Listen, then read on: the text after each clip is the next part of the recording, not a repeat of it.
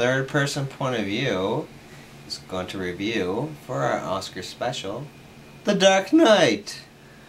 Oh wow, do we have time for this? I don't think this could be a marathon. Yes, it could. So why don't you tell everyone what The Dark Knight is about before I start ripping it up? Alright, this is the grandiose sequel of all sequels. This is the second installment of Christopher Nolan's Batman series, remade from several other Batman series, presented to you in its amazing scope and vision. The 2008 Batman movie featured supporting actors such as Gary Oldman and Heath Ledger. There's not really much I could do to set this up. I think everybody who will ever want to see this saw this already. What did you think of the film? I didn't think it was the greatest film ever. It narrowly made my top 10 list from that year. I like it a lot. I find there's some spots where, for something set so far in belief, I guess I'll give my review first because it's shorter, but something that's set in real life, and they try to make it in real life as much as they could. The parts where he's over in another country and he's flying around over and around jets and stuff like that, I kind of, that stuff irked me, and the voice irked me, but overall it's a great film, it's good, this and that, blah blah blah. Suicide-y there, he had a good performance. He's great in it. Take it away. I hated it. And I'm sick and tired of people hating on me for hating it. But I hate to break it to everybody. I've already seen this movie before, and it was originally titled The Italian Job. Okay? And the whole thing is with this whole Heath Ledger thing pissed me off.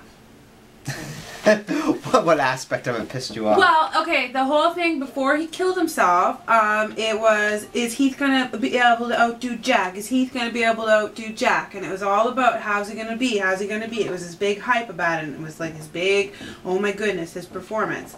And then we weren't so excited about it, and that all died down, and it was just, and then all of a sudden he killed himself, and then it was like, we gotta go see the movie because he's dead. We gotta go see the movie because he's dead. This movie was the best movie ever because he's dead. Well, you know, I remember when people did that about The Crow, okay? And there was all kinds of rumors going around that he got shot by a gun. I was about to argue a whole bunch of shit until you pulled that up, and okay. Yeah, I do win, because this is exactly what happened with The Crow, and it's like, are we just going to have a bunch of people now dressing up like Heath Ledger as the Joker going to the movies of Batman from now on? Like, is that what's going to happen? Because that's what happened with The Crow. Well, that October we had a lot of, went to a lot of Halloween parties where there was a lot of Jokers. And yeah, but I've been to lots of Halloween parties where there's Jokers, and I don't mind that, but I do not want to have to go to the movie theater in the middle of August to go see The Dark Knight again, because it's in a special screening, and there's 50,000 internet boys dressed up as the Joker. You're such a hater.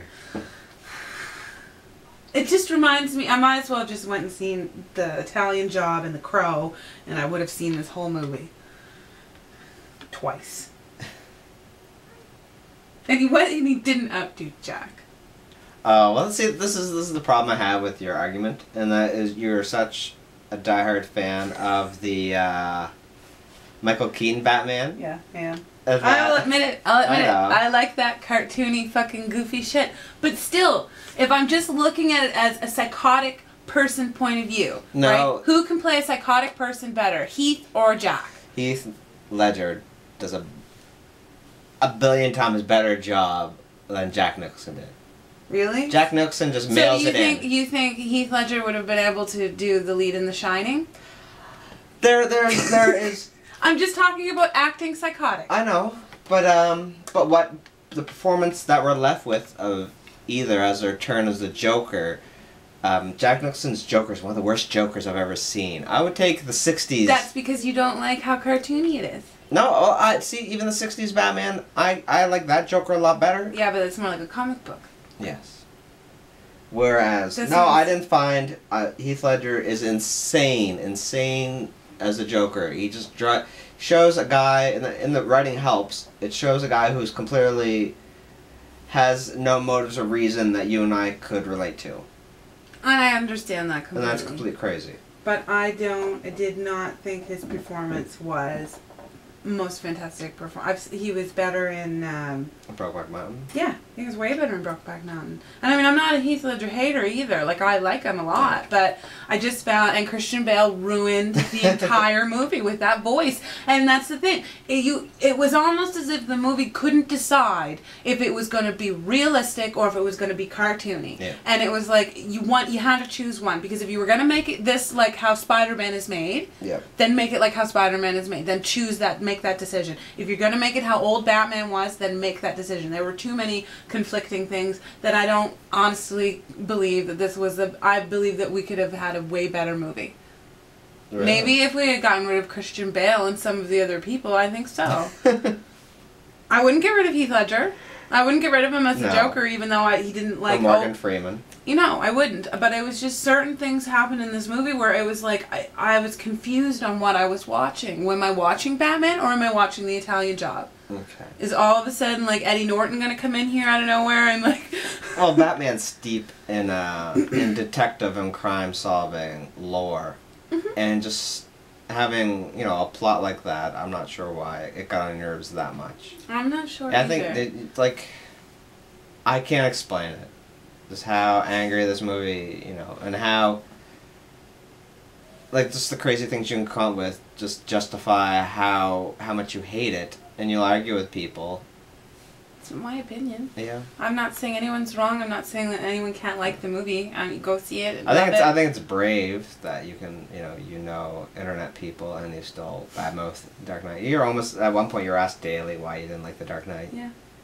Well, and it doesn't, you know, there's just too many things in it that just, it could have, we might as well have been watching Mel Gibson. So it comes down to Christian Bale? Yeah, he really ruined, I mean, honestly, he really ruined the movie for me. He really did. I couldn't get over the voice. I tried to get over the voice. I tried to just null it out of my brain and just try to watch it as the story, as a Batman story, and I just couldn't, and I couldn't even watch it as a Batman story because it was too conflicting. I guess I can understand that because he's in Terminator Salvation in that movie. I just felt it was really horrible just because he was in it. Like and what he brought to the role. I've seen Christian Bale in other roles and I haven't hated him. I don't think. He's been through a lot of rough spurts since then too. Public Enemies as well. I just think that Batman could have been so much better. The Dark Knight could have been so much better. It really could have been so much better. And there was a lot of things that, a lot of good acting in it and a lot of good, there was a good storyline in it too for some parts of it, but I couldn't get over it. He ruined the movie for me. It was like going to a movie and having someone talk in your ear the entire time. Oh wait, I do that to me. So I guess we'll leave it at that. So don't hate me because I hate The Dark Knight. Hate me because I'm honest.